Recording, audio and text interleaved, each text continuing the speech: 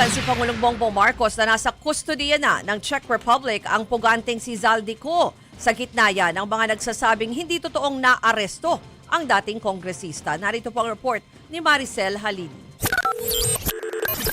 We will bring Zaldico home and we will do so in accordance with the law. He will answer to the Filipino people. Ito ang tiniyak ni Pangulong Bongbong Marcos sa isang video message sa gitna ng akusasyon sa kanya ni dating presidential spokesperson at ngayon asylum seeker na si Attorney Harry Roque na fake news daw ang Pangulo nang sabihing na aresto na si Ko. Lahat ng sinabi ng Presidente Marcos Jr. aka Bangag tungkol kay Zaldico ay fake news. Kumpirmado po, hindi siya naaresto. Kumpirmado po, hindi nakadetena si Zaldi. Kumpirmado po, ligtas si Zaldico. Nakumpirma raw ito ni Roque nang siya mismo ang tumawag sa immigration ng Czech Republic. Pero giit ngayon ng Pangulo, Nananatili po siya sa kustodiya ng Czech Republic. inatasan pa niya ang DOJ at DFA na manguna sa pagpapauwi sa dating kongresista. Ang ganitong mga proseso ay may sinusunod ng mga legal na hakbang sa pagitan ng mga bansa. Kaya't nangangailangan na sapat na panahon upang maisagawa ng tama.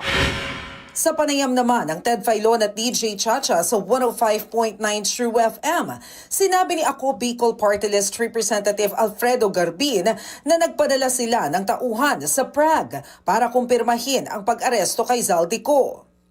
What he did is to closely coordinate with the police ng Prague. Wala siyang nakuhang sagot at wala ding impormasyon na maibigay yung police authority sa Prague. I was able to reach out po sa pinakapamilya. Ang sagot lang nila sa akin at everything is okay. Inaalam din daw nila kung totoong may Portuguese passport si Ko. Kung Portuguese passport holder siya, walang rason na madidetain siya doon sa Europa.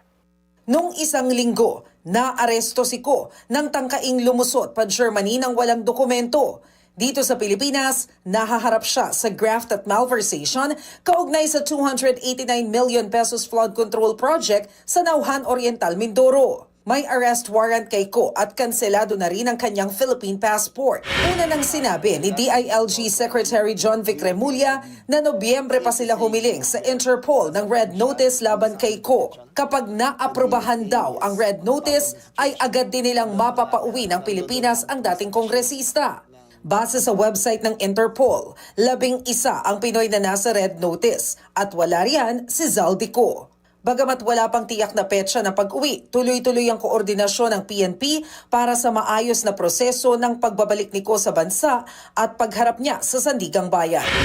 Ang custodial center po ay hindi na po paglalagyan ng anumang mga mahuhuli ng Philippine National Police. Agad naman po ito dadalhin sa ombudsman para po sa pag-return ng warrant. Pagdating po sa Sandigan Bayan, magdi-decide na po ang Sandigan Bayan kung saan po nila dadalhin o ikukulong po ang nasabing dating congressman.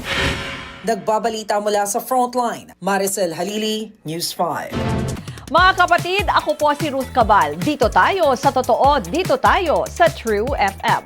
Mag-follow at mag-subscribe din po kayo sa aming social media accounts at True Network PH. Diyan po yan sa aming X na dating Twitter, sa FB, sa Instagram, sa YouTube, sa TikTok at sa mga podcast. At syempre, tutok din po kayo sa Signal True TV Channel 19.